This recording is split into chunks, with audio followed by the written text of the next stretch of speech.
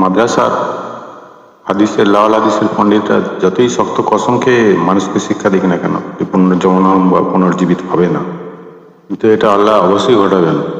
কারণ সে প্রথমবার সৃষ্টি করতে ক্লান্ত হয়নি, যে ক্লান্ত হয়নি 50-এর 15-ই আসে। আর যদি তা কসম খেয়ে বলে, এই কথাটা কসম খেয়ে বলার কথাটা আল্লাহর নামে কসম খেয়ে বলা, এটা নাহাল সূরার 38 নম্বর আয়াতে আছে। পুনরায় জীবিত যেটা 36-এ আছে, 2-56-তেও আছে, 2-259 নম্বরেও আছে, ভালো করে পড়ে দেখবেন। 6-36-এ আছে। কিভাবে জীবিত করবেন, যেটা যেমনভাবে প্রথমবারে যে সৃষ্টি করেছেন সেভাবে। সূরা আরাফের 29-এ দেখবেন, সূরা কাহাফের 47-48-এ দেখবেন। যেভাবে প্রথমবার সৃষ্টি হয়েছে সেভাবেই পরে সৃষ্টি হবে। 40-67-তে দেখবেন।